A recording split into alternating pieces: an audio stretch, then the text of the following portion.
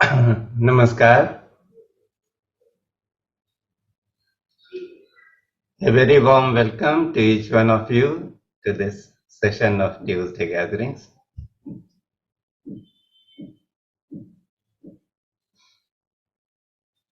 Let us create the space within ourselves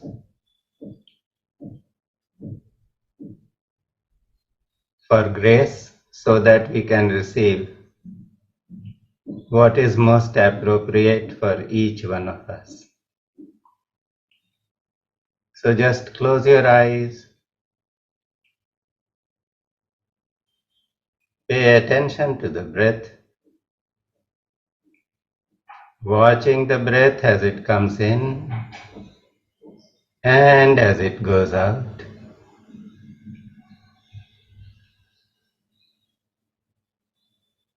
The breath is the bridge between the body and the mind.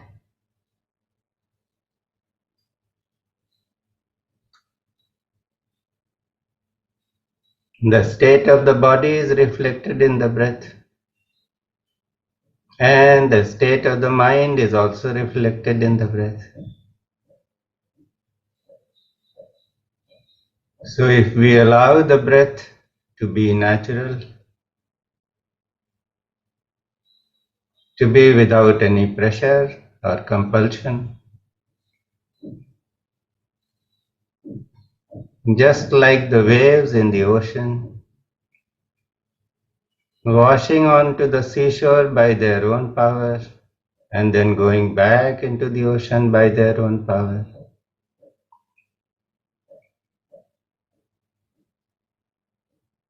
It puts us in the present moment,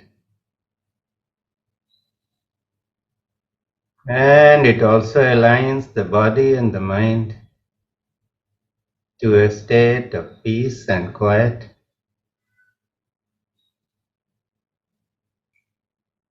We are in the best position to receive anything good if we are in a state of peace with ourselves. So feel how the body is aligning itself like building blocks, one on top of the other. Just imagine as if your head is being pulled up towards the ceiling by an invisible string, allowing your shoulders to roll back a little and your chest to open so that you become a better vehicle for the breath to move in and to move out.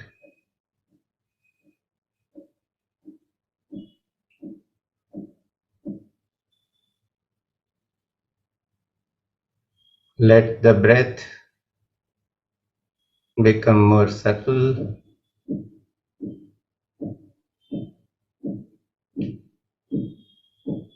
slow and easy. And from this state of inner comfort and silence, let us invoke the power of grace by offering the flower petals of worship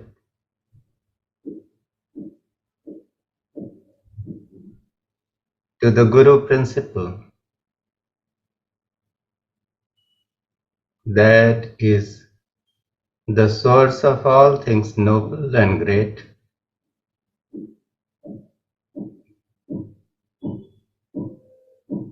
Om.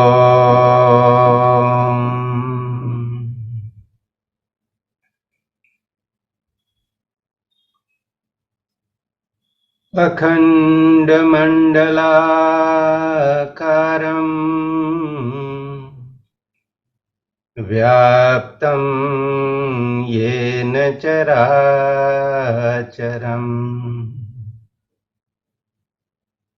Tatpadam Darshitam Yena तस्मै श्री गुरुवे नमः। अज्ञानतिमिरान्धस्य ज्ञानाञ्जनशलाकया चक्षुरुन्मीलितं येन तस्मै श्रीगुरुवे नमः। गुरुर्ब्रह्मा गुरुर्विष्णुः गुरुर्देवो महेश्वरः गुरुरेव परब्रह्म तस्मै श्रीगुरुवे नमः। ॐ श्री सद्गुरुवे नमः। Let us bow down to all the masters operating at all levels of existence, from all traditions, all cultures, all religions, and seek their support and blessings.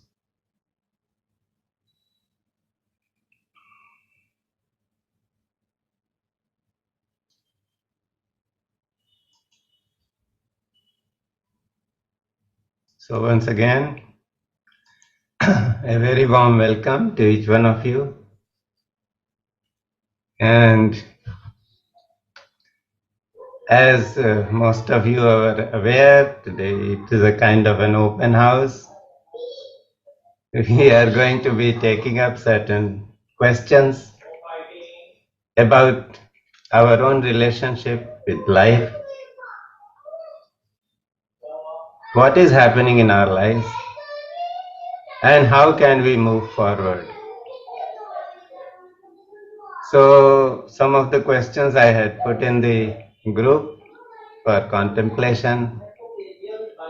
So the very first question that came up for me when I thought of this kind of a session was, what is spirituality? So let us think about it. What is spirituality to us? To one of us. So what is the answer that you would like to give? Will somebody just unmute themselves and speak? What does spirituality mean? Amol, what does spirituality mean to you?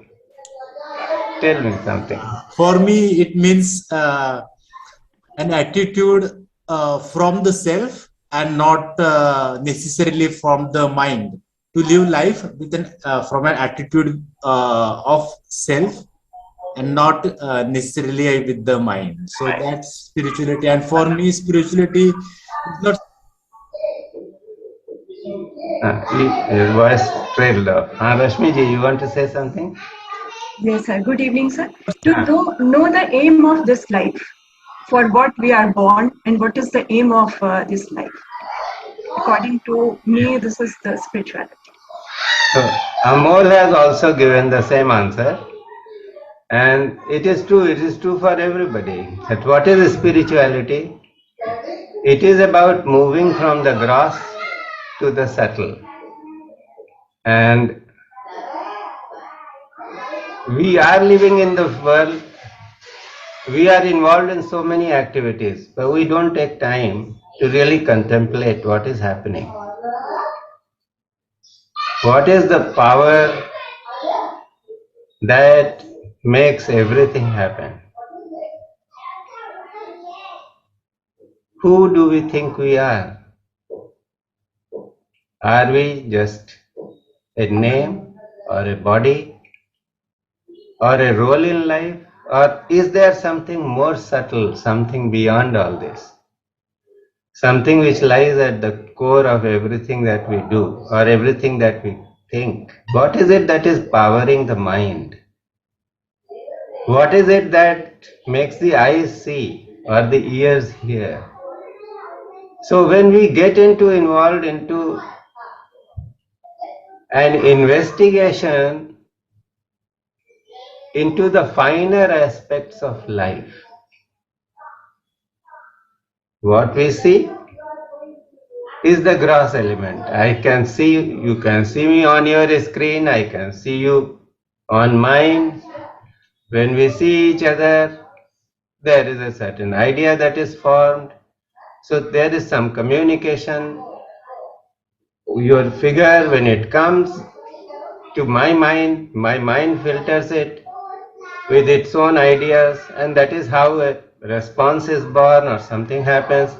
But what is that subtle element which is behind all of this? That needs to be investigated.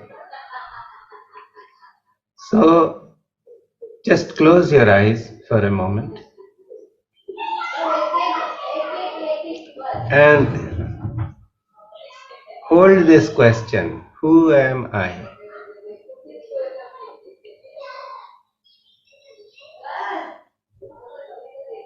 And ask yourself, am I my name?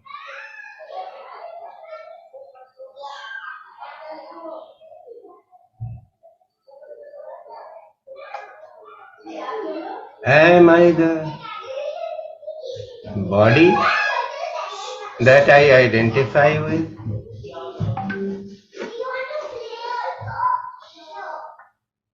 Just contemplate for a moment.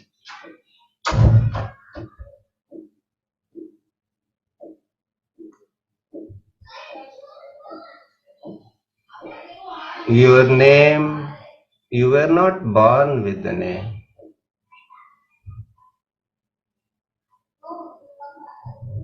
The name was given to you by your parents or your guardians.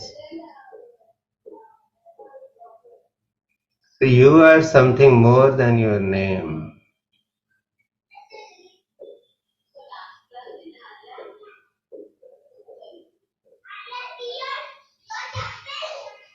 Think of the body.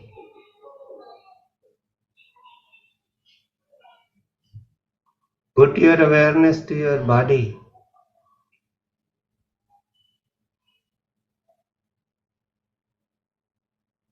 What you think of as your body, it is a colony of some 60 to 70 trillion cells, each having its own lifespan, its own functions. So there is a cell in the brain that does or aids the function of thinking, and there is a cell in your gut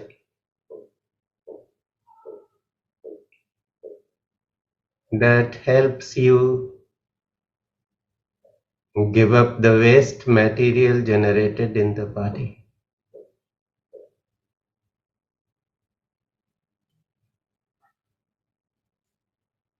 And there are so many cells performing so many millions of functions.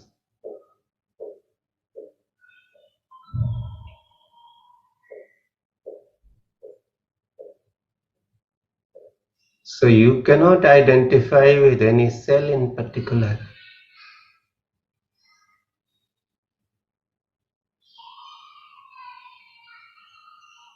The body is aging with time.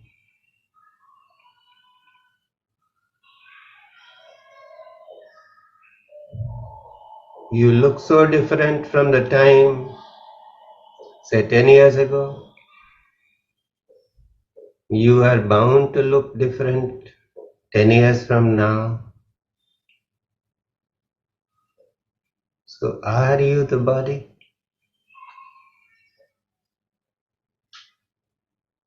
You are certainly more than the body.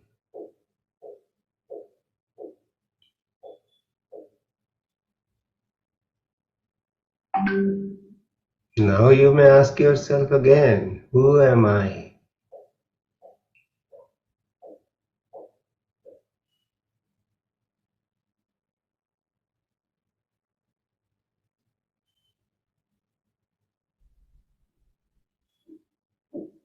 Remember your childhood,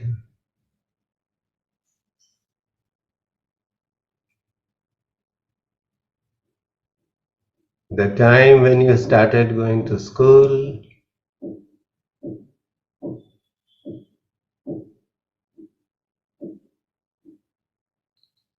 how you thought of yourself or what you thought of yourself and your environment.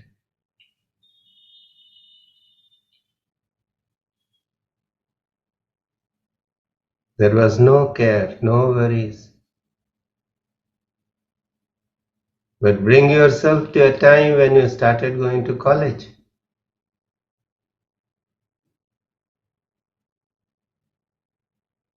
Going to the college was no longer mere fun. There was the responsibility to have good grades, to find education that will help you find your feet in this world, prepare you for something.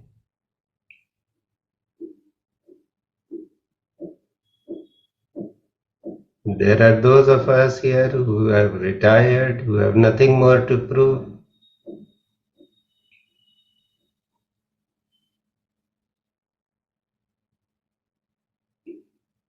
How the roles have changed.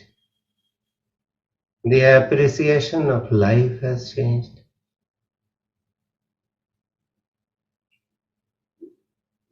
We have been children, we have become parents. I am talking to you right now, I am in the role of a teacher. You are the student. And the day Master Ruma is the one taking this session, she is the teacher and we are her students.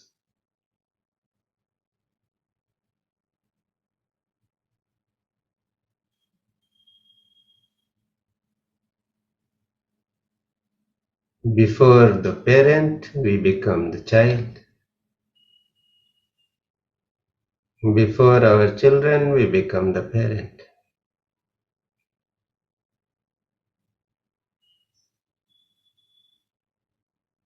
And the roles we play are endless.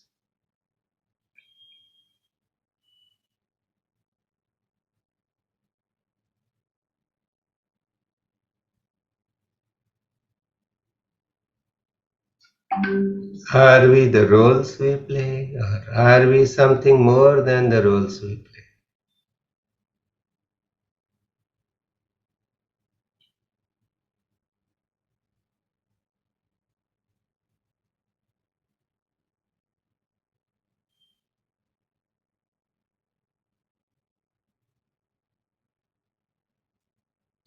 Just look at your emotions, your mood swings.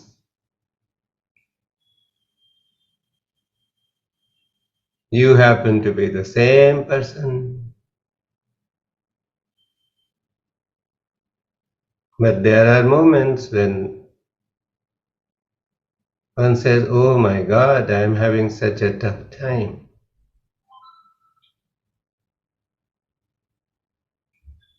And there are moments when you feel like the happiest person on earth.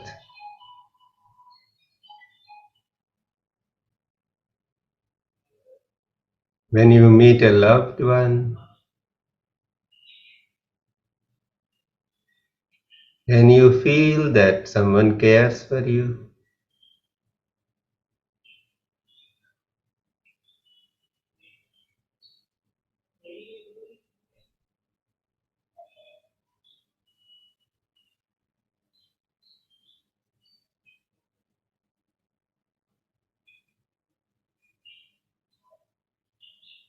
Through all these emotions, who is the one who is experiencing the emotions?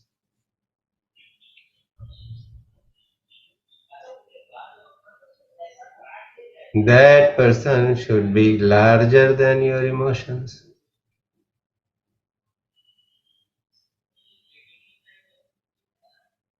Look at other identities, your nationality, your religion, anything that you think you are.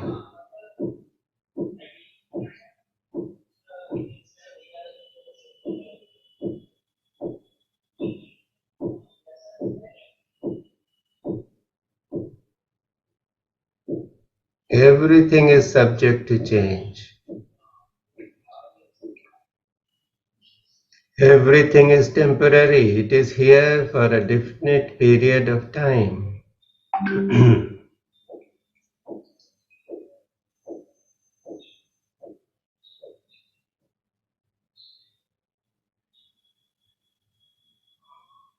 When you sleep and go into deep sleep, you have no control. Throughout our life, we want to have control. We want to control our life, control how we earn money, how we live, how we keep our body, how we interact with others, or how others should interact with us. Because we have the mind and there is the ego, our own personality. It controls everything. But when we sleep,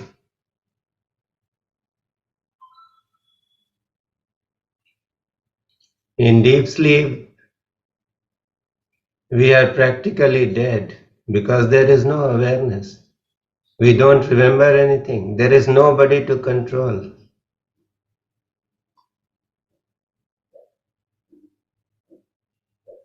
And it is like a gap in our awareness.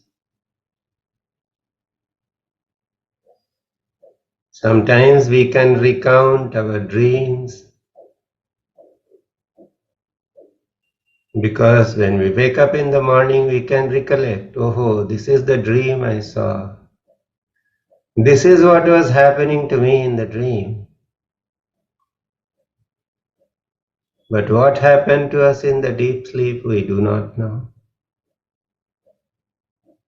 There is no remembrance.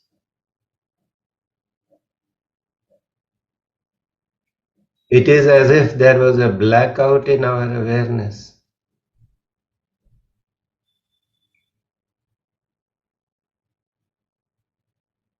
We had no name, no body, no mind,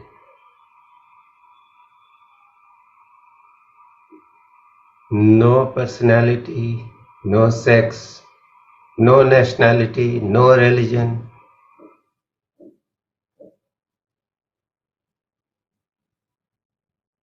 And yet, when we wake up, we know that we existed during that blackout period. There was somebody inside us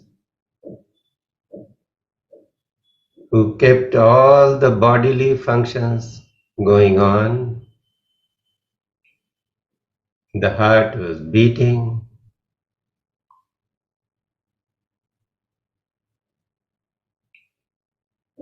the chest was heaving up and down. In fact, the breath had become more easy and comfortable. So much so that some people start snoring in deep sleep.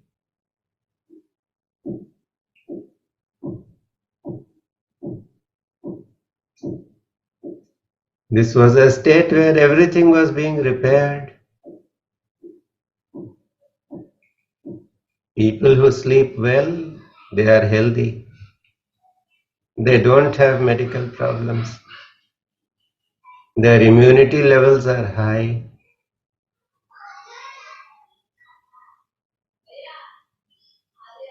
So there is somebody inside us who is in charge of everything in deep sleep.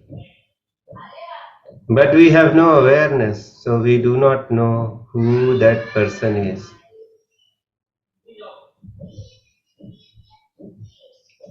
Take a few moments to figure out who that person is. That is the real you.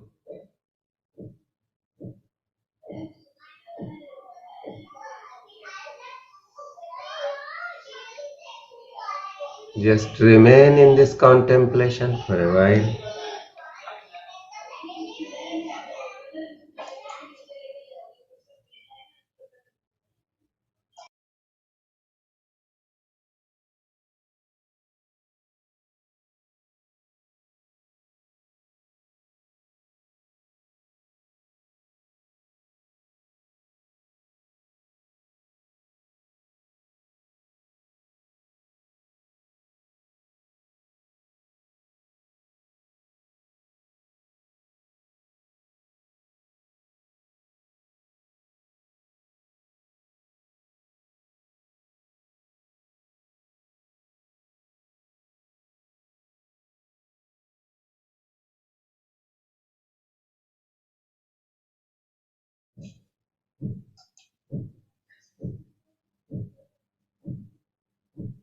You can gently become aware of your breath and body.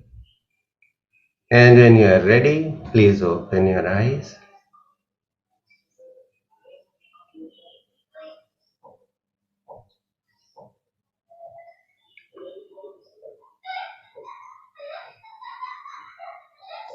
Can someone share something how you felt through this journey or through this contemplation?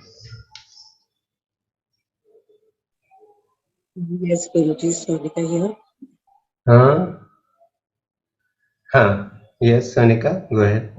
I felt a lot of vibration in my body for the very first time at a lot of different places, which generally I don't feel. Okay. How are you feeling right now? What is the state of your mind? It's like when you are in sleep, very calm, and Very calm. you don't think anything. It's like I'm awake, but I'm in sleep. Something. Okay. Thank you for sharing. Anybody else? Thank you. Thank you. That's wonderful. I'll come to what it means. Anybody else?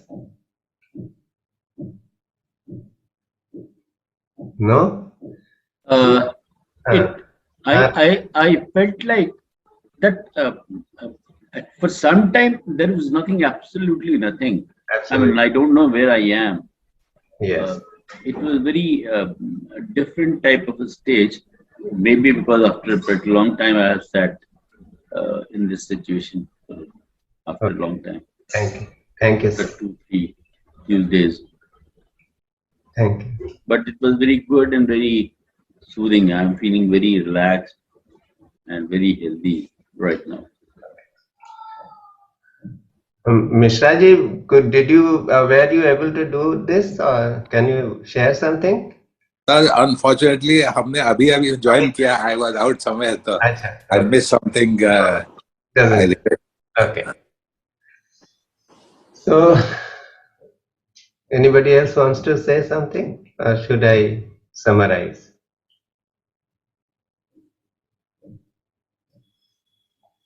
Okay. So, you see what we did was that we simply began a process of focusing on who we are. So most of the time we are so much into the business of the world that we either identify with the body, we identify with the mind or the roles we play, and we identify with our belief systems. The thought that, oh, I belong to this particular caste, I belong to this religion, I am doing this, so this is my role in life, this I must do. But we are so much identified with all these things that we forget who is playing all this. Who is there because of whose presence the body is working. When that power, that spirit goes out of the body, our own family members do not want to keep this body for more than a few hours. It becomes absolutely lusterless. There is nothing about it that people would like. We think we are our roles, but because we think we are our roles, we get caught up in the role. So suppose we are in great love with our children, and we have been great parents, we have sort of controlled them or given them what they need, what we thought that they needed. But if a time comes when the child wants to be in his or her own, the child has, as independent soul, has brought different impressions, then we suddenly become very upset. Because that control as a parent, we have not been able to let go even when the child has grown into a very responsible and conscious human being. So why does this happen? Because we are too much identified with the role. We have friends, that the daughter has got married, now she is living her own life, but she is not pulling on well with the mother-in-law. Now the mother keeps, thinking about it, talking about it, and she forgets that now the daughter has made a choice of her own. She is there in her own environment and she will have to deal with that. So if I can just be a silent support, perhaps it is better, but no. Because the mother's affection for the daughter is so very strong, that role starts seeping into the life of the daughter. So that is where entanglement comes. Now spirituality is what? It is about moving from the gross to the subtle. We are operating at the level of the gross. We have to do that because we are here in this world. We cannot just give up everything. But having the awareness of who we are, who is doing all the roles, that itself begins to bring about a shift which can bring greater clarity of our role and which can bring resolution to our lives. It has other aspects to it. But in pure and simple terms, spirituality is about becoming more aware of who we truly are.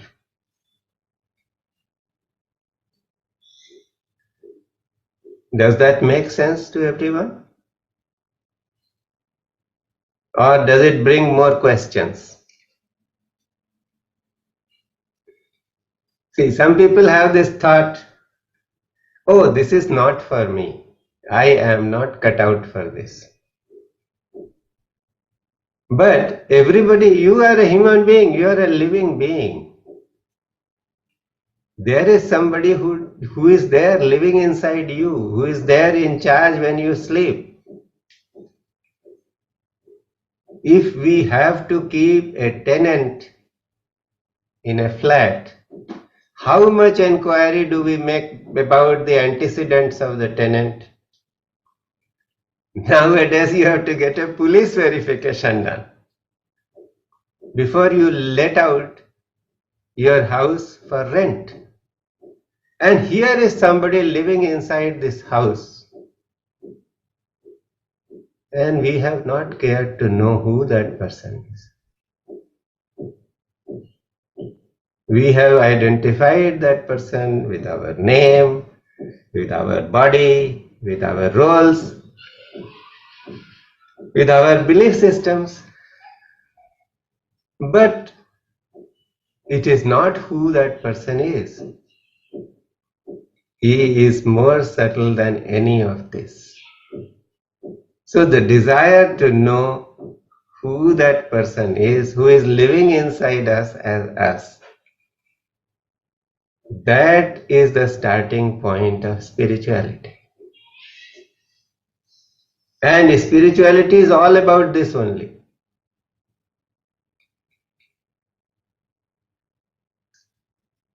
In the process, yes, there may be many things to be done. But that also is a process and a role. So sometimes we get identified with that process also. So it is about becoming a spiritual scientist. Spirituality is a scientific investigation. If you have a disease, you go to a pathology lab, you get everything tested, you get a report. But it is about testing ourselves from moment to moment. Who am I? If I am seeing something, who is seeing through my eyes?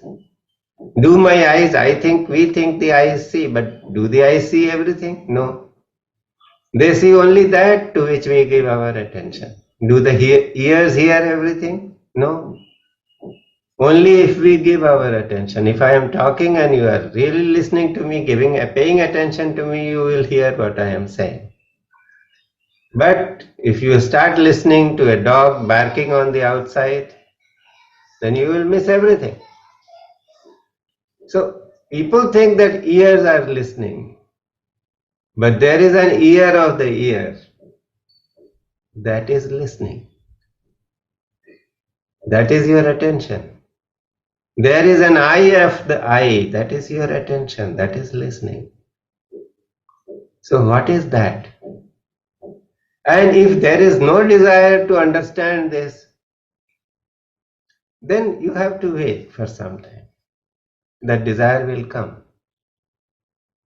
And here, I think Rashmi I had asked people to post their questions, and she has said, Rashmi, would you like to read out your question? Come on this thing. Sure, sir. Yes.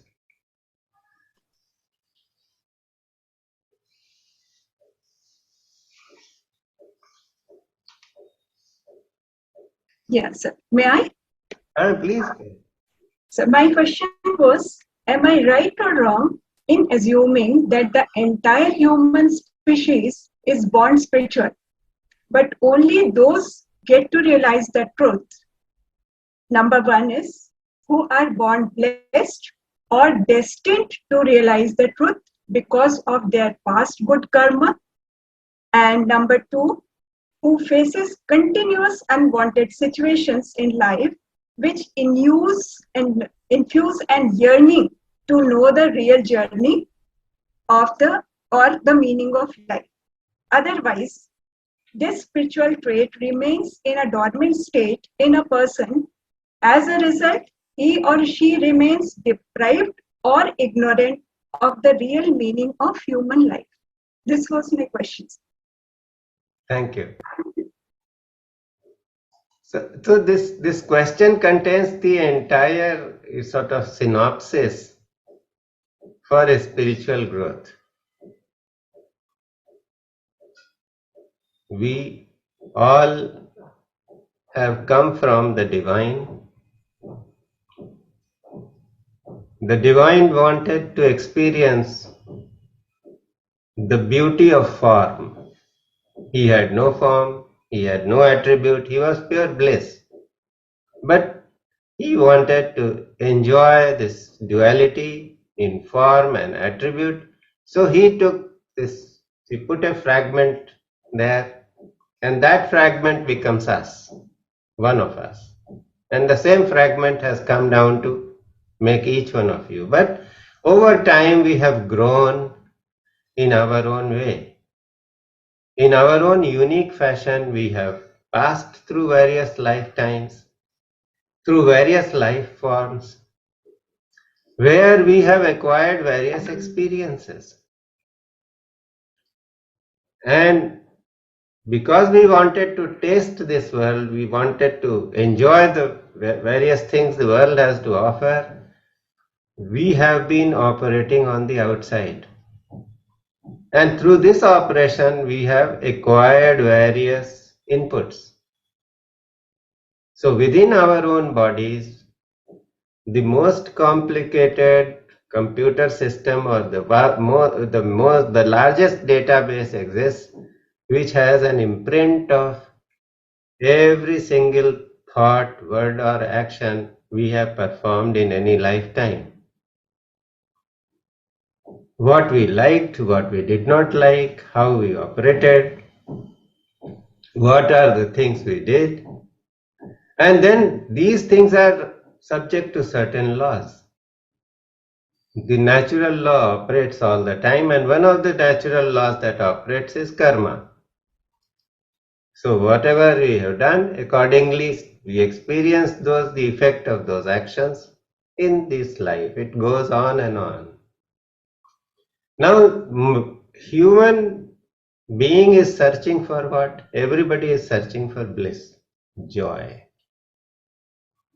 So as long as a person thinks that sense enjoyment will give me some joy, initially, see, if a person is there, it's coming into human form, his first instincts would be to come out of basic insecurities. So he or she must have food, shelter. When these things are taken care of, then other desires arise because there is a sense of incompleteness. So one must have sex, one must create a family. Brotherhood comes because there is protection to be needed. So a sense of brotherhood is created. So society comes into existence. You will see even animals live in herds.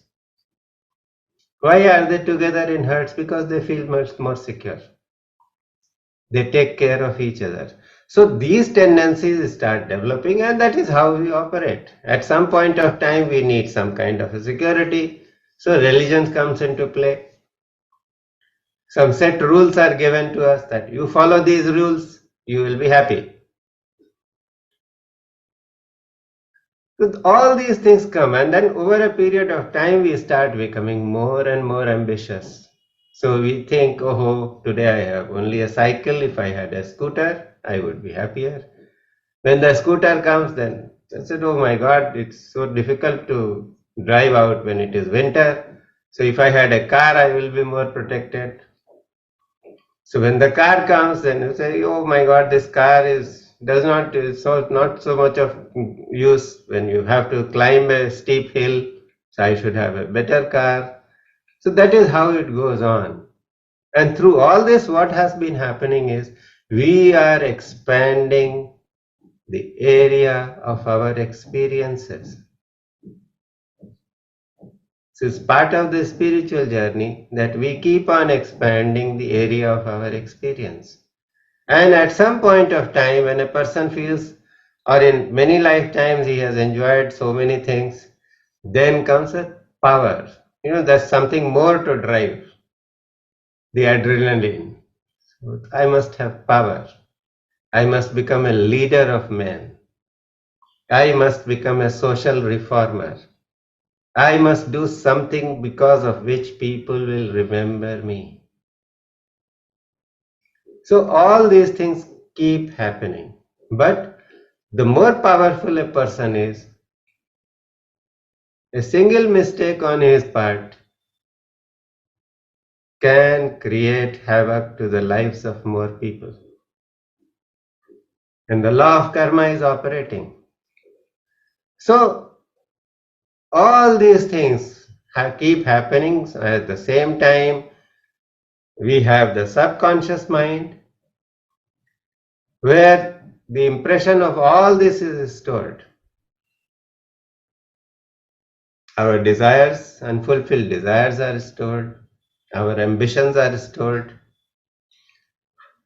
The circumstances of present life are stored. And then how we are going to respond to each situation, that impression is also stored. And we keep operating. But did the man or the human soul start first? Looking for happiness. When there was no food, no security, it felt as if I have food and security, I'll be happy. But when food and security were provided, then there was a desire to expand the area of experience. So sex came, family came, desire to create a herd, our own society, our own people came. Then acquiring knowledge on the outside, acquiring leadership skills, acquiring fame, making dharamshalas, doing great work for this charity work came. All these have been expanding.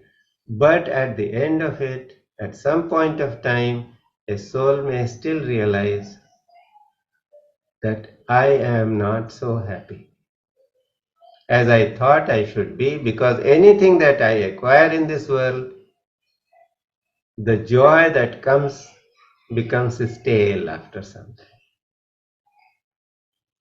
At the end of the day, I am fatigued. The enjoyment is not there. So at that point of time, a person may start looking within and start finding out who is this person who wants to be happy, who is this person who is doing what he or she is doing, and why he or she is doing what she is doing, and why is it that there is no happiness. So when this search begins, then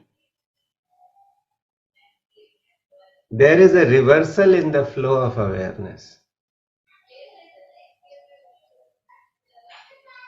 Persons who are totally in this world, their awareness is always flowing on the outside. In Kathopanishad, there is this image which has been given by Yamaraj, who is teaching Nachiketa, and he says, your soul is the owner of a chariot. Now in that chariot, the intellect is the charioteer. The powers of discrimination or thought, they are the reins. That is where your awareness is flowing. The horses that are attached to the chariot, they are the senses. And the path on which these horses are running, that is the path of sense enjoyment. And this chariot by itself is your body. So this is what is happening. Because we have certain desires, we have certain want, the senses want some enjoyment. That enjoyment which our mind or ego should appreciate, our whole life is built like that. So when we are wherever we are, we want to be appreciated, we want to do those things which will sort of distinguish us from others. And that is how life goes on.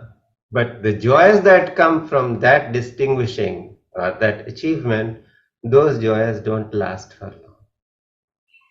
It all becomes stale because some more desire has taken place.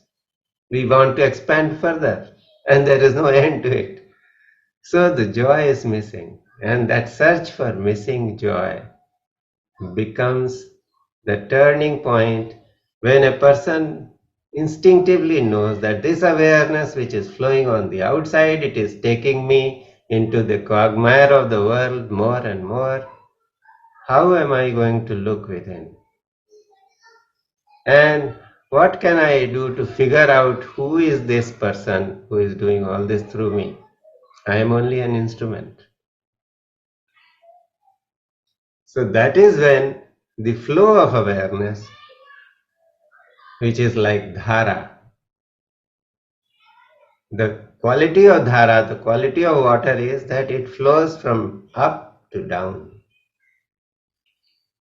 So when the awareness is flowing out into the world, into sense, through the senses and the mind, it is like dhara, it is going down. All the rivers start from the mountains and they are traveling towards the merger into the sea. Then dhara becomes Radha. In the Hindu tradition, there is this imagery that Lord Krishna's consort.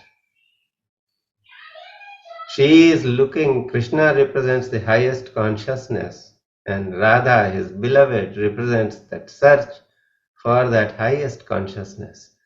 So Dhara becomes Radha, and then we enter spirituality in the true sense. So as Rashmi says that it is for some people who are blessed, those blessed ones are those who have done that search in many lifetimes. So because I said that there is a computer storehouse where all the data is stored, so their memories of past lives are stored there, they may not know it, But that they have already searched, that information is already there. So when they begin in this lifetime, suddenly they start from where they had stopped. The karmic law is that you only start from where you had stopped. So that is already there. You may not know it, but whatever you have gained is there with you. So if there is something which is already there and you start from there, you seem to make better progress. And one may say, oh, he's so graced, he's so lucky. But fact of the matter is that that person has done it in many past lives. And that is why it seems that things are coming to that person easily. There are persons who get money, who get fame, who get so many things very easily. But it is because they have worked for it in some lifetime. And that is how they are getting it. So, and then there are those, as Rashmi said, that they have to meet certain unfortunate incidents. They have to meet challenges, because what we are looking for in life, if we are looking for things only in this world, we are bound to meet challenges. So when we meet these challenges, we learn some lessons. That is how karma operates. People fear karma. People always think that karma is retributed. It is a kind of punishment. It is not.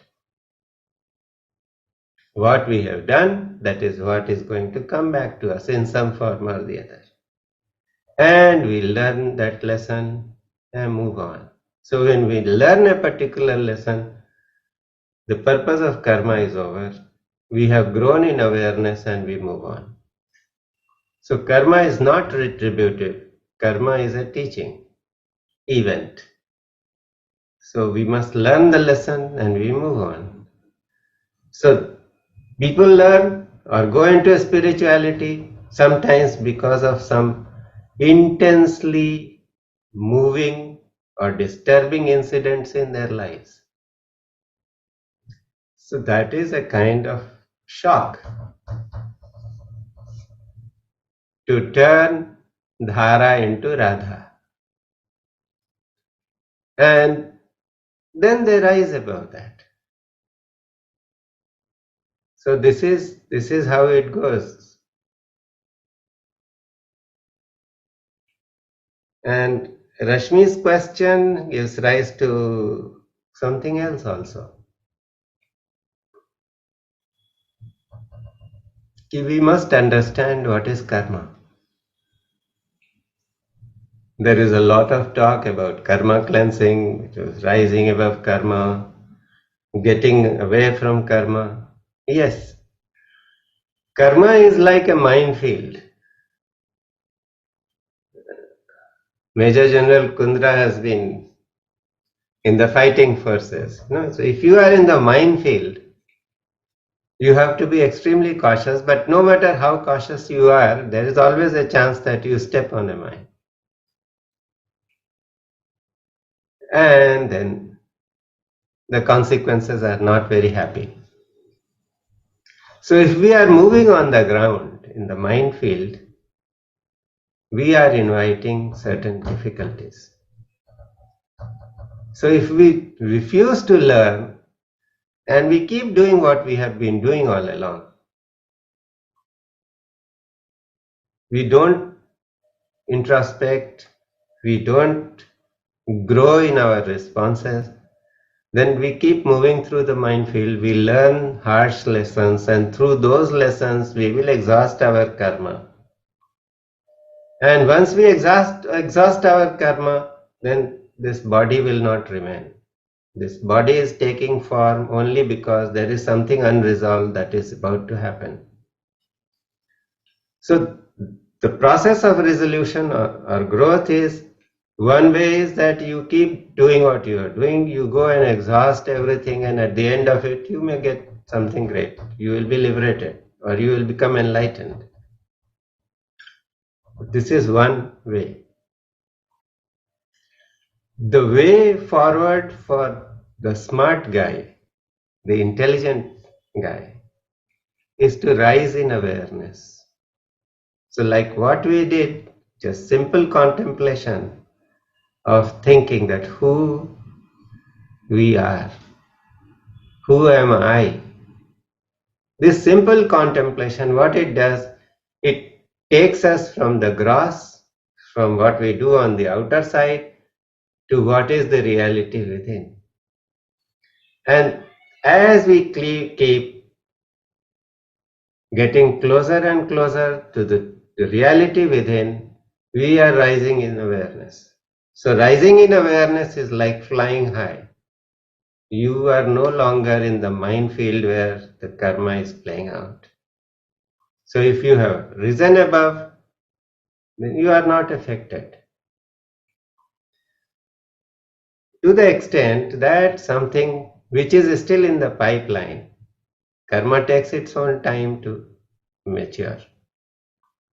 So something which is in the pipeline, which has not matured as yet, that you can escape. Why? You have not escaped it. You don't no longer need those lessons. You have risen in awareness, so you have already received the lessons that you were supposed to receive through that karmic fruition, through the fruits of the karmas. So because you have risen in awareness, those karmas are not binding on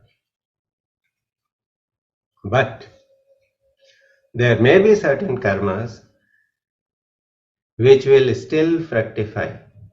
So even if you rise in awareness, that karma will fructify. But that karma will not affect you in a manner that it would have affected a person who is not aware, who is still caught up in the minefield below. I can share a story which my Param Guru Baba Muktanand used to tell.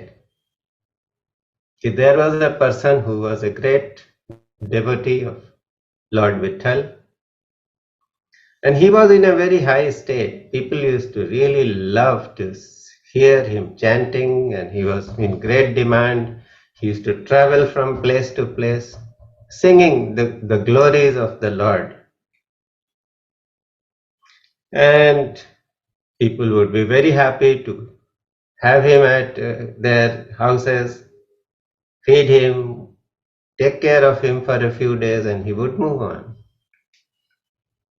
And once it so happened that he stayed at the house of another person. Now, because he was in a kind of a state of absorption of the divine name, he looked very, nice and handsome and glowing. And somehow, the lady of the house developed some kind of a passion in the night, and she approached him and said, "Let us have some kind of a physical relationship." And he said, "No, mother, your husband is alive. That is not proper for you. It's not permitted. And it will be a great sin." So what she did, she was so much blinded by her passion that she killed her husband and came back to him again. He said, now the husband is no more. And he still resolutely refused. And then what she did was totally unexpected. She started shouting so that all the neighbors came, and she said, "Oh, this man tried to molest me. He has killed my husband. He has done this." And this fellow was taken prisoner. He was tried. And on the basis of evidence, whatever was there, he had to be sentenced.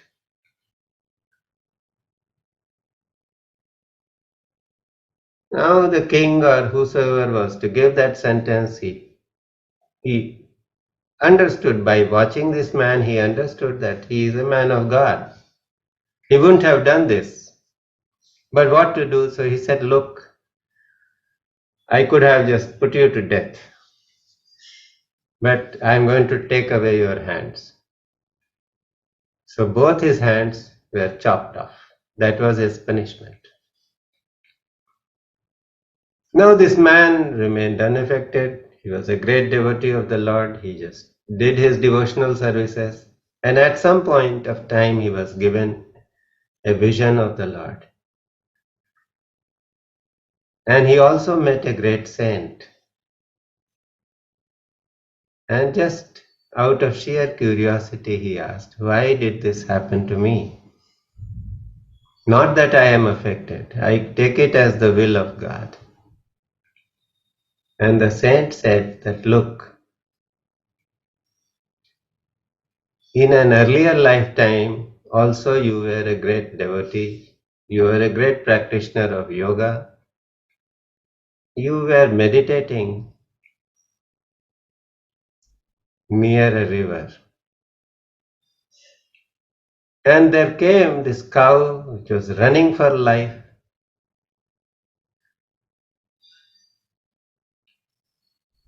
And the cow disappeared into the jungle. And then there came a butcher that was following the cow. And he asked you, did you see a cow running into the woods? And you pointed out to the direction in which the cow had gone.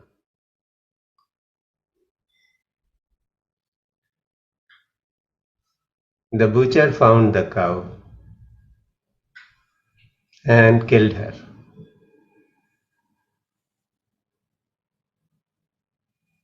You became an accessory to that murder. Whether you knew it or not, this woman who accused you of murder was that cow.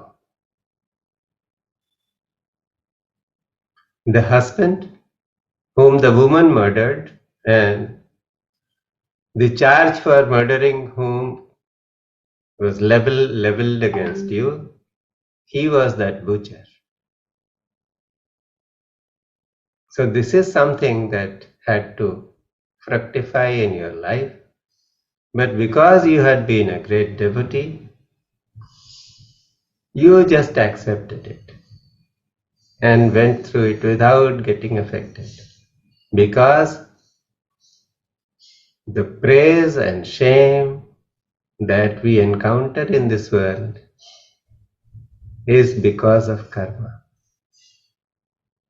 So when a bad karma starts operating, then some challenges may arise. Now how you go through that, this is how, or this is what will determine what you will encounter hereafter. So you just remain firm in your devotional services and you have been blessed with the vision of the Lord, which is so very rare. So this is how it operates. So some karmas will come. But those people who are in the minefield, who refuse to reform themselves, who refuse to change, they will continue to face very, very severe challenges and their mental state will be completely affected. Because when the karma fructifies and challenges arise, then the questions will come, why me? God does not love me. Nobody cares for me. I am so good. I don't remember having done anything wrong to anybody. Why me? So these things will arise. You know, there has been a very famous person called Edgar Cayce. He was known as a kind of a prophet by some people. Since childhood, he had this ability to go into trance. He will go into an inner absorption. And where any question that was being put to him or being asked, he would answer that question. He would not remember the answers. These answers came from the deep wisdom of the self. So others used to write it down, whatever he spoke. And he was a person who was a born Christian. In those days, people in America or the West did not know anything about karma. But when he did some soul readings for people, then Kundalini, karma, and all these things started coming up. It was very surprising, but a lot of people got interested into Eastern wisdom because of readings given by Edgar Cayce. And he gave some very interesting readings.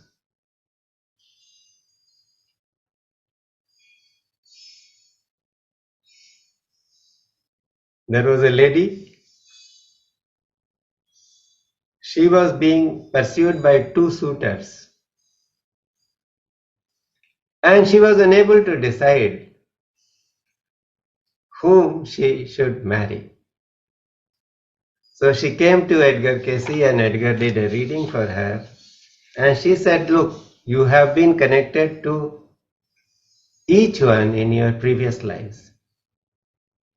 And each one has to teach you some kind of a lesson. We get all our near and dear ones because we have to learn some lessons through them. So each one has to teach you a lesson. It does not matter whom you marry in this lifetime. Because the other person, the soul of the other person will find you in another lifetime. And you have inextricable karma with both. So you have to have some kind of an association with both. So this is how it operates. There was somebody who was born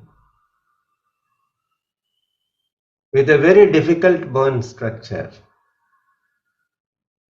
The bones were crooked, making it very difficult for him to walk or to do anything. And when he came to Edgar Cayce for a reading, Edgar said, after the reading, what came up was that this man was a courtier in the court of Nero, the evil king, who used to take great joy in releasing hungry lions upon hapless people in an arena. And all the court, persons from the court would sit around and watch happily when the lions would devour those hapless people. And Edgar said, you used to clap the loudest when the lions would eat those people and break their bones. So as a result, God has put you here in this form to understand what it is like when bones are not aligned properly. So everything that happens, it is teaching a lesson. So good things when they are happening, we are quick to take credit for them. Say, oh my God, I am so wonderful. I have managed things so well. I deserve it. But when things which are challenging, which put us in a spot, they happen, then we start crying out, say, why me? But this is how existence works. So when we keep going through this and we keep getting challenges, then at some point of time, this spirit of search arises. Why do I suffer? So if somebody is a Gautam Buddha, he sees one sick man, one old man, whatever, and he suddenly leaves home and goes out to search. But we keep so much of things, so many things happening. we don't change. We are not looking into ourselves. It's only when we are put through some kind of a suffering, then the question arises that why is it that I am suffering? So what can I do to get out of suffering? And then the spiritual journey begins. But we have to take it as a teaching event and look within. And a very good question is, who is suffering? Where is the suffering? Suffering is in the body. Suffering is in the mind, which is being controlled by your ego that says that everything good should, whatever you want should happen, nothing else.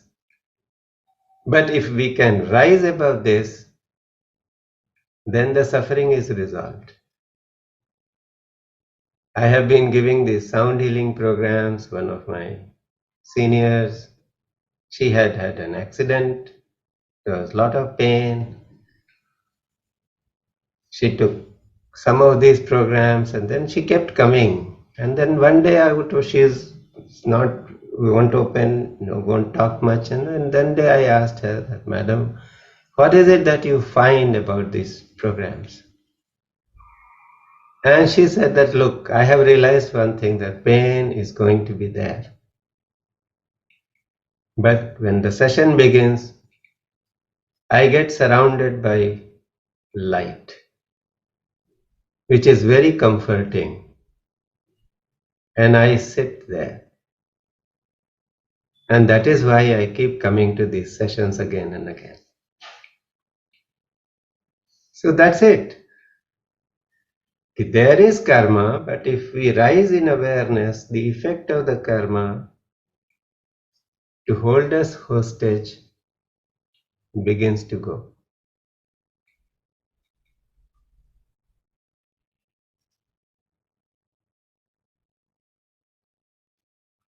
And a search for resolution of the karma is a very practical way to embrace spirituality. Why are we here? Because there is something which is unresolved. Something remains. And what remains brings us back to life.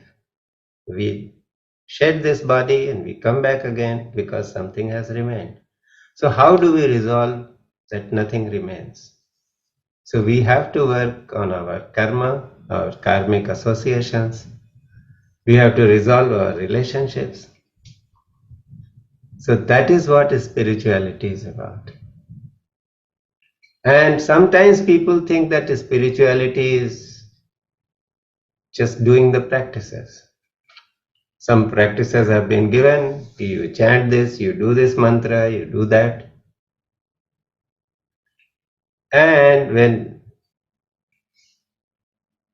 we really get closer in touch with spirituality, then we still keep doing those practices, but they have a certain better age.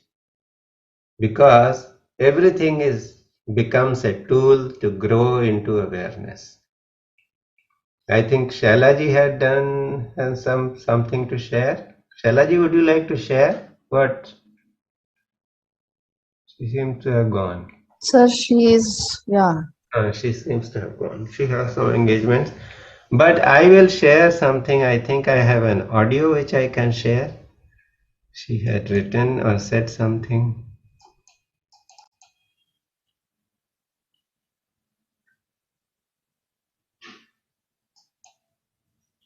No, there is something wrong. Anyway, what she said was that, she has been someone who has always been rooted in the practices. The practices of chanting and meditation. But we started this Tuesday gatherings where a lot of questioning used to happen. A lot of teachers have come, given different modalities. Umaji has introduced all of us to forgiveness practice, which is a great way to resolve karma. So what Shailaji said was that by doing this, She was still doing the practices. But the awareness of the moment, see that you do the practice and you say, oh, today's quota is done. She said that it was, the quota was not done when the practice was over. In fact, day-to-day experiences or the moments of life gave a better understanding of looking at what is happening with greater awareness and to grow in that awareness. So the practice became something which was really useful to gain some kind of a mental clarity or concentration, but awareness was the byproduct of this kind of satsang we have here in Tuesday gatherings. We have been having for some time now. So that is what she said, that this is what is my gain. And this is a wonderful way of describing growth. So can you all just close your eyes and look at your journey through life.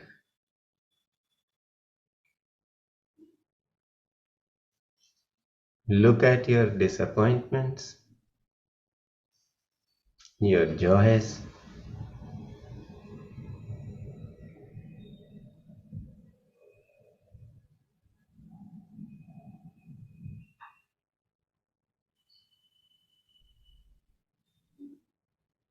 and just find out through the challenges that have come to you, what is the learning these challenges hold.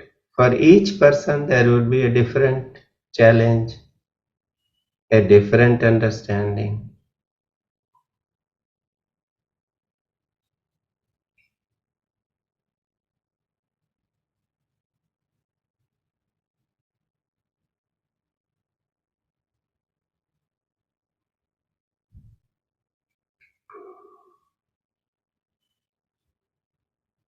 Like I can share my own challenge. I was living in a kind of a closed sphere, having very little interaction with the outside world.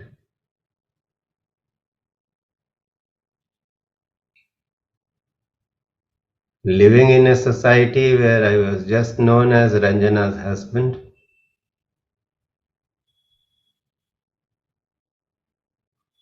And there came Tuesday gatherings.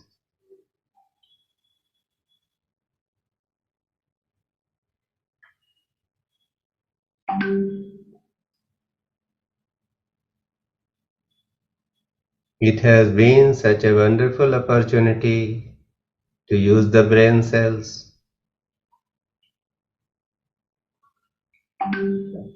And more than using the brain cells, it has been a wonderful opportunity to see the heart expand and reach out to so many people.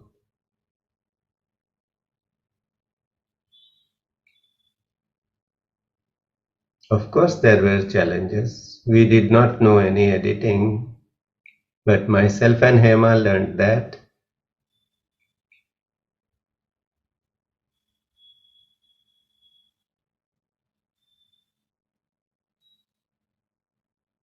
The Tuesday gatherings has put us in touch with so many wonderful teachers.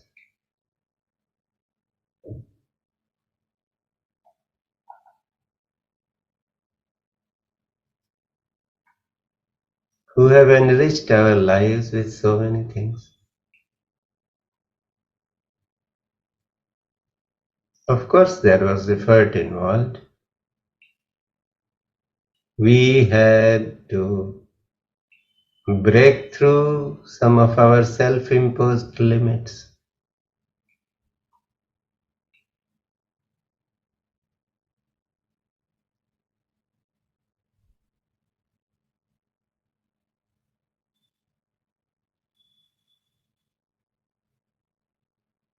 But it is so heartening to learn that there are persons whose lives have changed.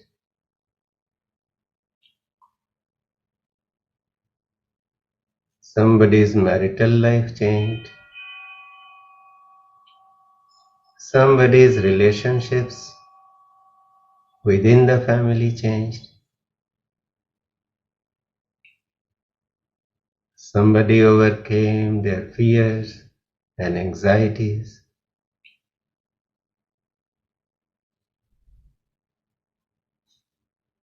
Life has become so much more worth.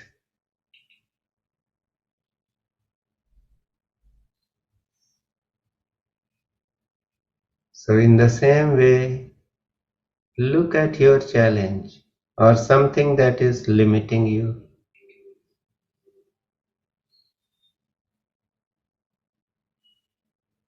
Ask yourself, what is this situation teaching you? How does it want you to grow?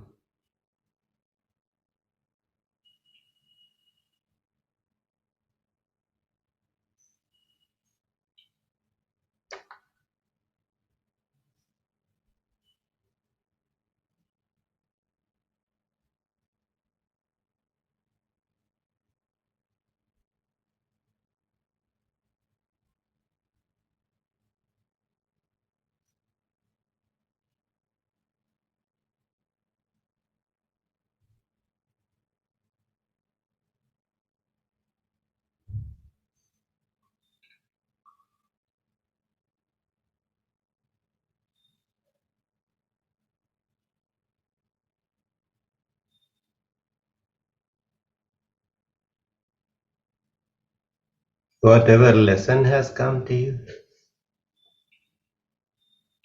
make a mental note of where do you want to grow, in what dimension,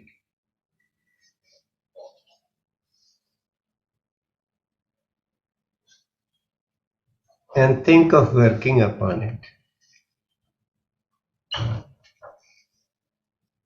Don't let it be an idea whose time has not come.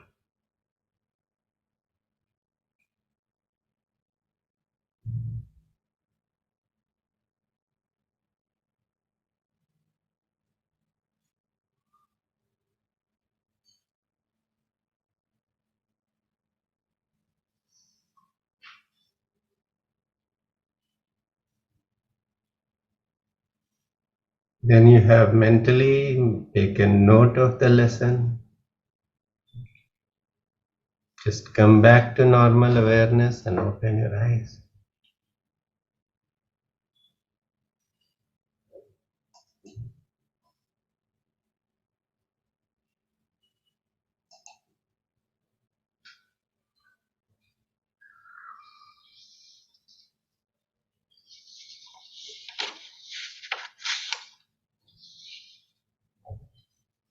So as usual, anybody wants to share something? If it is so very private, you may not want to share, but if somebody wants to share, you are most welcome.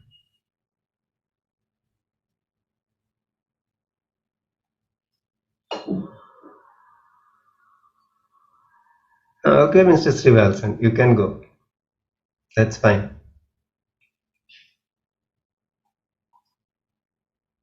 No? Okay. That is your own conversation with yourself, and you need not make it public.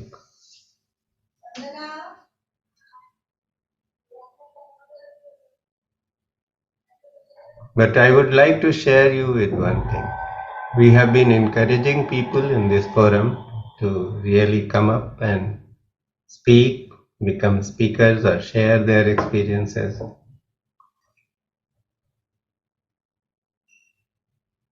There are some, who have come forward and we have had such wonderful sessions from them.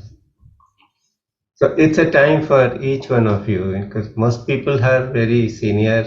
They have, General Sahib, yes, General Sahib. You can unmute yourself. Yeah, can you hear me? Yes. Okay, yeah. I think a wonderful thing what you've gone through and what you've explained is explicitly beautiful, I must say so. But let me put my little thoughts about the same spirituality in a little different twist, uh, because my understanding is that for a normal person to understand spirituality, uh, if it is more associated with logic, it becomes more amicable to follow it up. And for me, spirituality is actually moving. It's a science. First of all, it's a science. And when I say science, science has to have a logic. So there is a logic behind what spirituality is. So spirituality actually is a science of physical to beyond physical. Like what Gorsa brought out, it was subtle from gross to subtle. It's nothing. It's actually a science. What is gross? Gross is the mass, what we see. And the model, when it gets subtler, that goes beyond the understanding of a physical body. And that's what exactly is. So spirituality is moving from physical to beyond physical. Like what is physical is what we see. It's the body which is there. It's composed of cells and it's composed of molecules and atoms. And when we keep breaking them up, we keep going into molecular and electronic. That's not visible, but we have instruments to go across and see it in science. But that doesn't mean that is not existing. It is very much existing. So same is the science. So spirituality is understanding physical to beyond physical. What was 100 years back as considered as beyond physical has become physical. Like we always quoted this particular thing from Mahabharata. He, Sanjay sat down and told about the battle and about the entire thing. And today, in our world today, we are sitting in our drawing room and watching the Kargil war happen. We are watching the uh, Mars landing of the satellite happening on the Mars and other things. So these are what? It's nothing. It's what was beyond physical has become physical today. Right. So that is what exactly my understanding about it is. Like if we take what a human body is actually the breath. That's what keeps you connected to the world. And the breath and the pranas, these are two things which actually connects. Breath is what actually keeps his body going, and pranas is what connects his body to the beyond physical. And what is pranas? Pranas is nothing but energy. Now, what is this energy? The same energy which actually exists in the space, which runs all the galaxies, universe, planets, stars, and everything. Everything is actually moving. Everything is in gross motion, and that's how it remains in a form. And when a thing moves, it's in a constant motion, starting from every cell in a body, right up to satellite, to sun, to stars. Everything is in a constant motion. So there is some energy which is running this particular into a motion.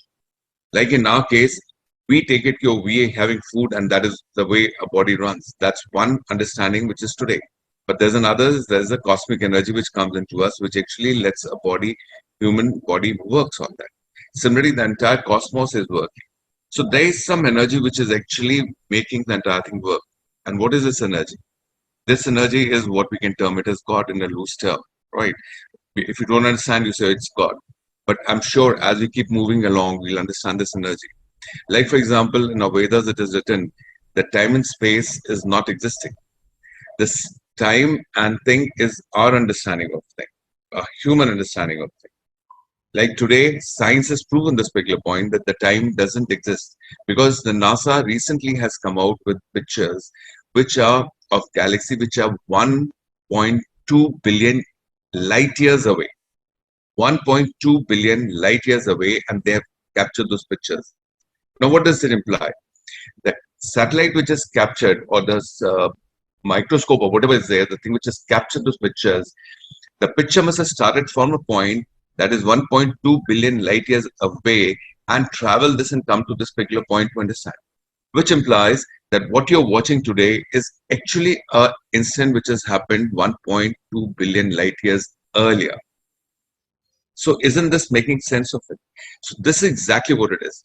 So the person, like what Gorsa brought out, that there is a desire of within anyone of learning and reaching out. And this reaching out is to understand to this power which runs the entire system, what we talk of. We are all huge computers, very sophisticated computers. And these all computers, where the power comes in, and that is what attracts you. And this is what actually absorbs a man to go towards this power, to understand this power where it's coming to. Right?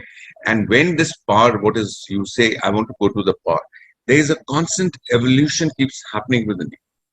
every cell keeps changing, every cell keeps growing. And this growth, what actually comes in is takes you in the direction. The people whose cells are not grown, they remain away from the understanding of this power, and they remain engrossed in what they see all along within the physical. So for them to go beyond physical is difficult to understand. But people, you all are sitting here, have already reached to a point that you started saying, okay, what I see is not the right thing. There's something beyond it. What is that which is taking me to this beyond physical? And that is where you actually get drawn. The more you get into meditation, the more you get into the understanding of it, what you're doing, you're actually changing cells. There's a physical change which happens. Like, for example, today, like Borsap gave you a little meditation session. You do a simple test of it. No, you've got this oxiometer, which is coming, oxiometer and the pulse meter. You just take this oxiometer, once you've done this particular thing, put it on thing. Take your reading before. Before will come to something around 22 degrees pulse or something, maybe around oxygen level around 97, 96 or something like that. Sit down on meditation and then take it again. You'll be surprised that your pulse will drop down. It'll come down to maybe 64, 65, and your oxygen level will go up, maybe around 78, 79, in some cases even 100. Like I've seen literally 100 happening there, right? So what is happening? When you're doing a process which is drawing you towards a power, the evolution starts. So every time you sit down, every time the cells within your body change, and these change, every cell which changes takes you in a direction to tell you, oh, where I'm going to go. That's the reason, like what Sab gave out the example of, past karmas. In the past karmas, you did certain things that carried forward over here. So this is nothing but an evolution process which is there. So to my understanding, spirituality is a process of a science. And when you go beyond science, is something which you say, oh, I don't understand. Where is this power coming from? And when this power which is coming from is God, and you say, oh, that's something God, and you rever it up. Right? So to understand God, take it. It's a logic. Logic has been given down to you to understand rightfully. And the people who do not get logic into spirituality misses it out because, like what God said, आँख बंद करके मैंने पूजा किया, meditation किया, उसके बाद बोला, ओ आज का मेरा कोटा खत्म. Now what is this? This is exactly the thing that you are not putting a logic and taking it forward. So bring logic into spirituality and understand it. Question as much as you can. Today's session, actually, I was actually complimenting Gorsab that a brilliant way he has, congregated, said, okay, let's have question answer sessions, go about it. Because let me tell you, to move forward, you must ask questions, you must inquire. Like what Rashmiji brought out, those are set piece of questions which were up early. No, don't ask like this set piece of questions. No one will give you an answer like this for all the things. It is immediate. Like you said this, what do you mean by this? No, I feel like this. Till the time you do not bring your opinion into that thing, your logic will not get that real understanding. So bring your opinion into that particular thing. And I think this was a very brilliant session. It had come up well, but it would have gone greatly well if you all had contributed. My request would be to Gorsab that he must conduct one more session like this and let everyone, and more so the people who are more evolved. When I say evolved, is not that, oh, main Bhagwan kaise chala gaya. Evolved in the sense is like, my cells are a little more, more questioning type, more, effervescent. Like the fact is, when Gorsab brought out, I got a little itchy about it that I must also speak and bring out my little thought. It was, again, a dying desire within me that I need to learn more.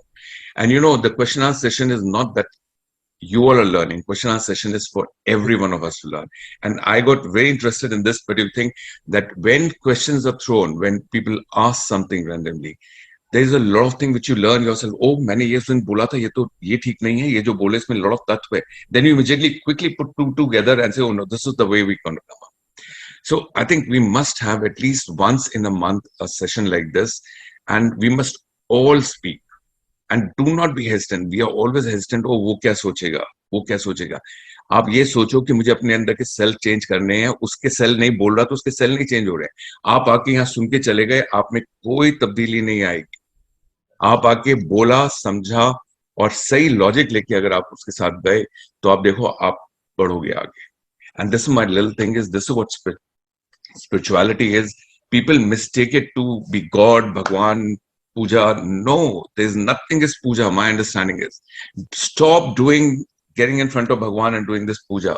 Puja is sitting here, like God have told you, talking to yourself, getting into it.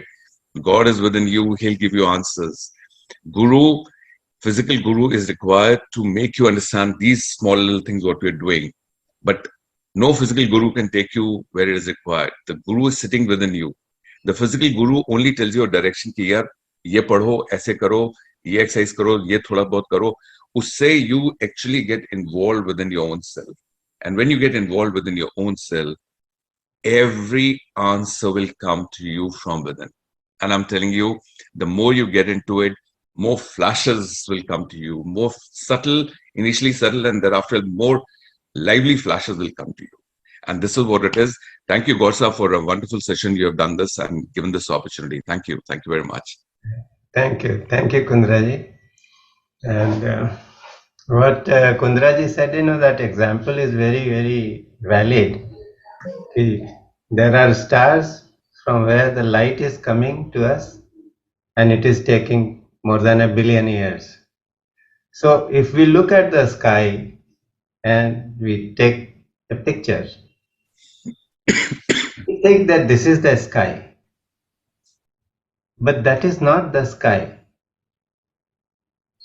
It is only a picture of certain stars from where the light is taking 1 billion years to come here. So we are seeing that star in the light of what it was 1 billion years ago. So maybe that star has disintegrated. The star may not be there at all. There are so many stars in the sky which are not there. But because their light is still traveling and we capture that light in the camera, we think, oh, this is the star. So the whole concept of time and space is different. The reality that our eyes are projecting to us is totally different from what the actual reality is. So actual reality can be perceived only in awareness. Only consciousness can perceive, because consciousness is not limited by time and space. So spirituality is getting into or moving from what our senses and mind is projecting to what consciousness can perceive. And this is purely scientific.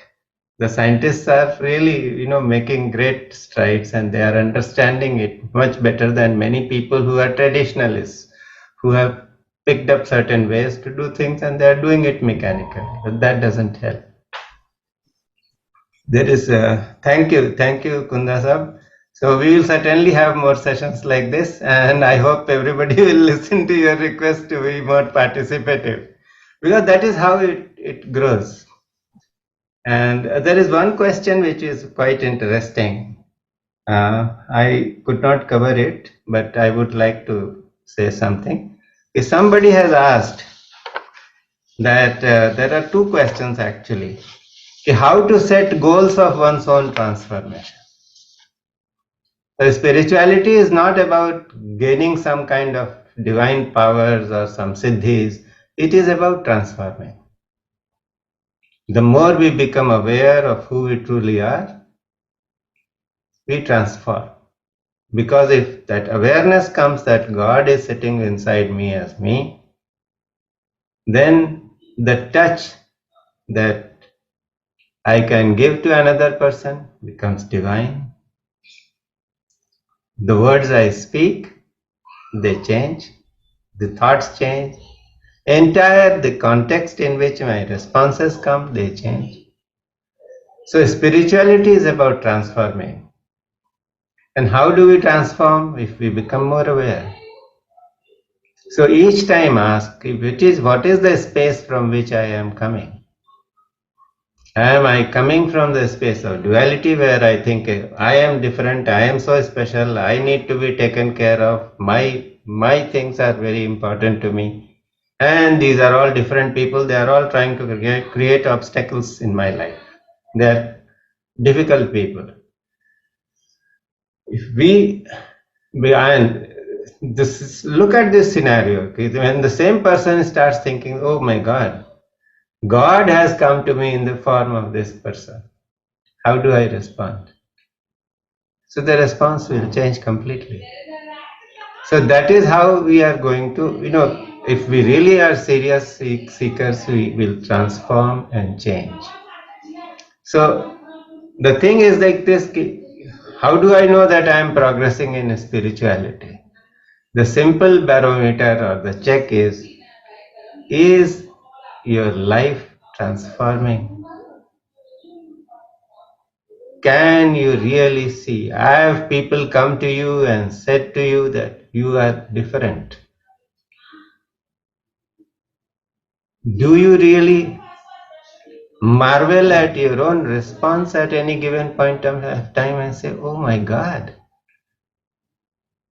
is this my response? I have changed.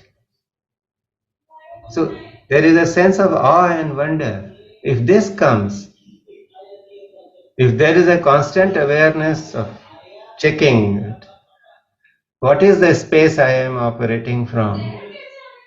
Am I operating from the sense of duality, or am I operating from the sense of wholeness or oneness? That is the barometer. You can check it. And if you cannot check it, what your family thinks of you is a better test. So look at yourself. Evaluate yourself and be open to the evaluation from others. And that is when you will know whether you are progressing or you are not progressing. The other question is that how do I set goals for my own transformation? So my answer would be that don't set goals. We are living in a very competitive world. Everybody has got action plans and action plan targets. And the world punishes you when you do not meet action plan targets. I have been in a job, so if you don't perform according to the goal set by the organization, at the end of the year, the boss will write you a bad check. But existence is not that kind of a boss. You set your goals, which you think are achievable. So if you have to set, first of all, don't set goals. Be more aware. But if you have to set goals in awareness, then set small goals. You go out for a walk, just make this decision that when I go out for a walk, I will not be in a hurry to complete the walk. Every time I will put my foot forward, I will be aware how my muscles are reacting to the movement. What is the feeling of the ground? I may be wearing a shoe, I may be wearing a chappal or a sandal, but through the sandal, can I really feel how the ground is responding? Am I aware of the air which is touching my skin? Am I aware of the birds that are chirping in the morning or the evening? Can I take in the energy of the environment? There are people who are very regular in walking, but they will just go and go through the routine, but don't make it a routine. Anything you do with some awareness. And then you will find that the experience, everything will be an experience. And every single day, you may be walking the same track every day, but every time you walk, it will be a new walk. There is a famous teaching from a Zen master. He said, you don't step into the same river twice. the river looks like the same. You put your foot in water, you dangle your feet, or you wet your feet, you do something, you come out. But the aware person knows that when I put my foot in the river today, the water that is touching my foot is not the same water that was there yesterday. It's a new experience. So set small goals in awareness. A small goal in awareness, better awareness, improved awareness. Maybe I have always been in too much of a hurry to eat, just gobble my food. But I just set this goal that when I eat, I will sit. I will not look at the mobile. Let me eat for some time and give my full attention to eating. We will do a small experiment in this next week. But each one of you, please get a small piece of chocolate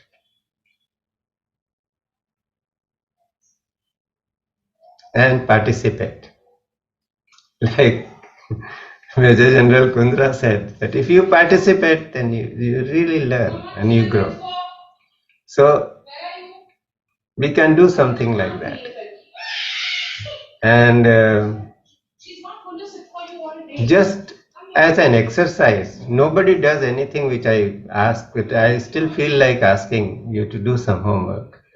Write down about 3-4 experiences which have been your best life experiences, and 3-4 experiences which are your worst experiences. If you feel it is too personal, you just WhatsApp the experience, the written material to me. I will go through it and I will know how to present it without taking your name. But please do it. You do this one exercise and your life is going to change. But provided you do it. I did it once and it made a lot of difference to me. So write about 5 best experiences of your life and 5 worst experiences of your life. That's it. And contemplate. Because when you write, you will contemplate. Otherwise, if you don't write, you will not contemplate them. So the insistence upon writing is that you become more aware of what those experiences are.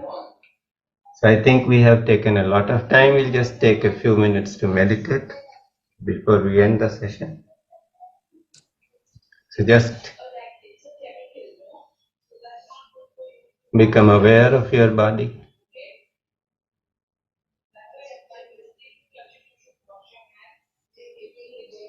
And the breath.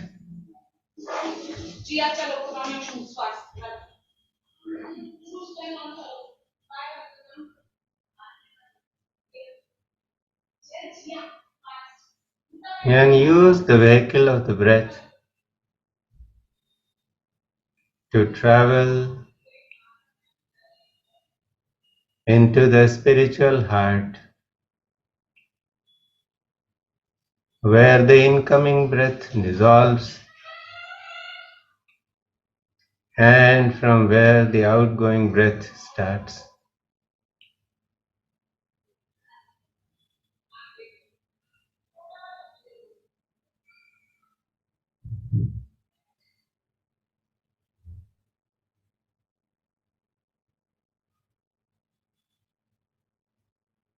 So that point where the incoming breath has dissolved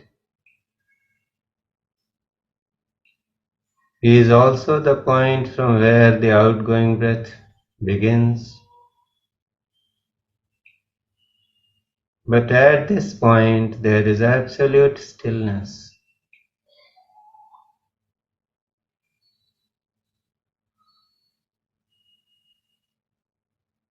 Take your time to become aware of the stillness.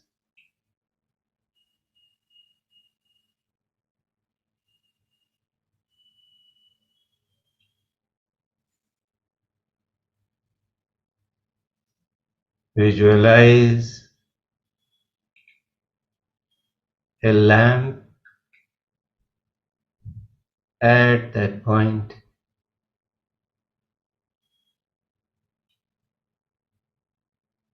It has a steady flame,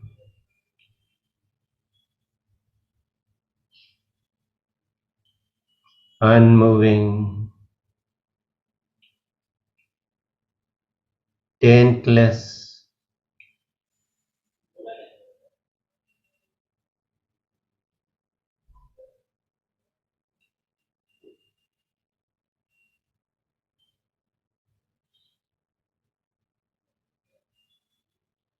Let the warmth and light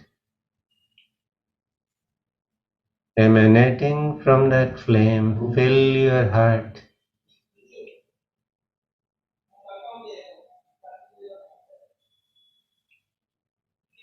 and spread through your being.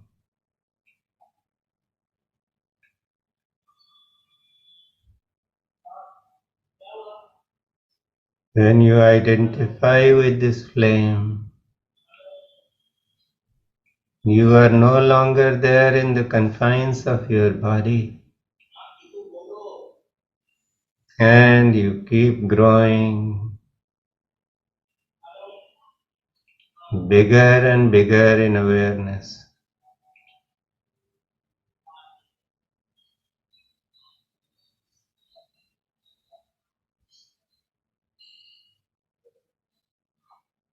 It is like a bubble that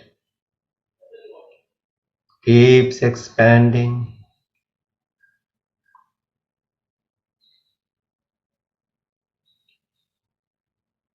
Let it grow beyond your body.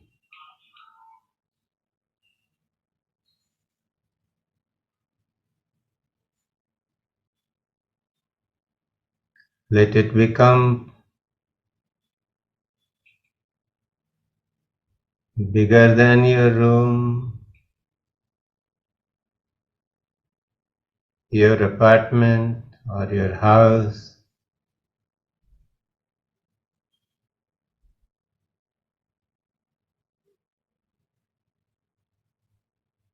Your locality.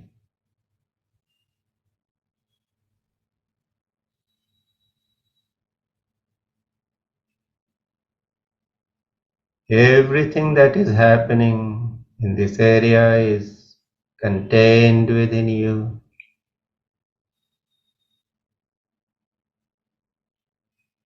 And yet nothing affects you.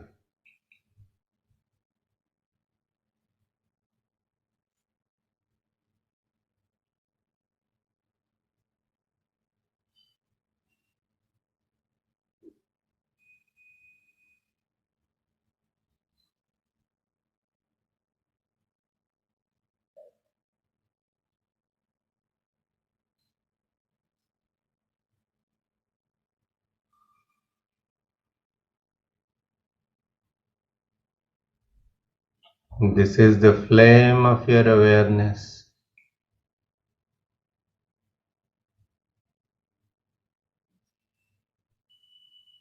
That sheds light on everything.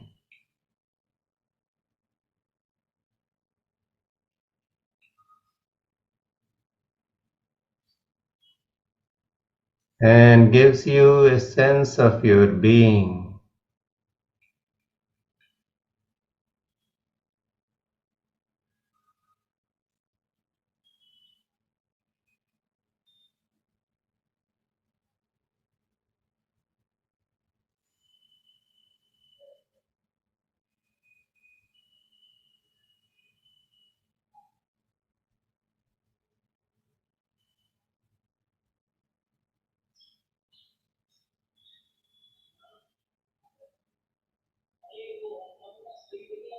Remain absorbed in this awareness.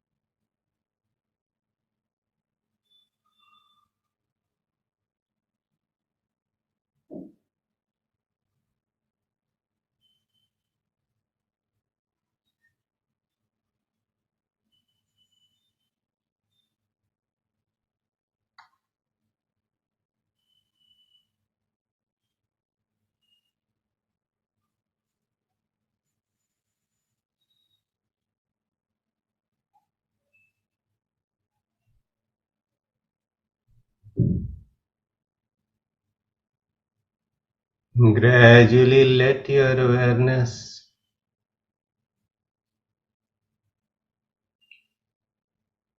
become confined to your body.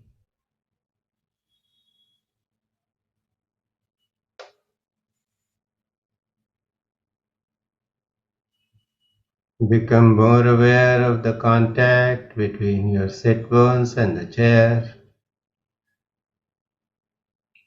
your feet and the floor.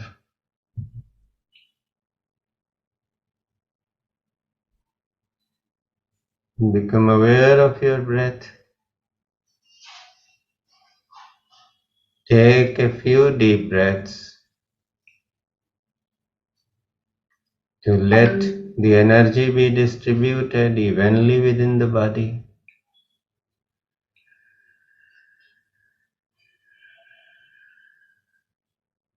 And when you are ready, you may gently open your eyes.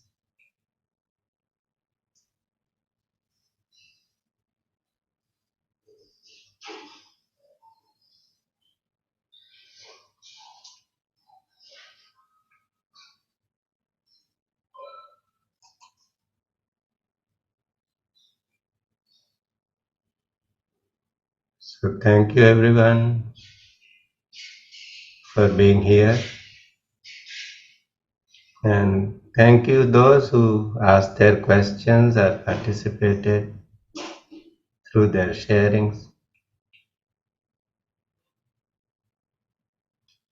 We hope to increase the level of participation.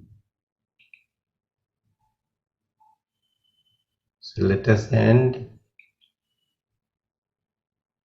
with a Shanti Path.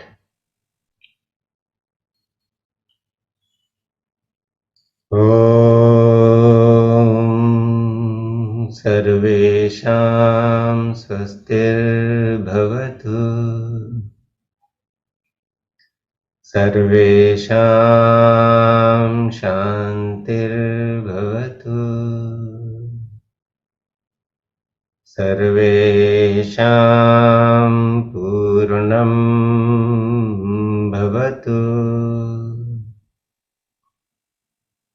सर्वेषां मङ्गलं भवतु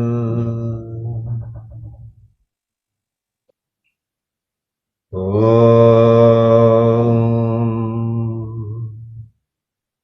सर्वे भवन्तु सुखिनो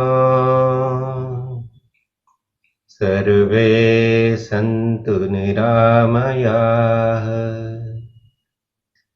सर्वे भद्राणि पश्यन्तु मा कश्चिद् दुःखभाग् भवेत् ॐ शान्ति शान्ति शान्तिः. May peace and auspiciousness prevail everywhere.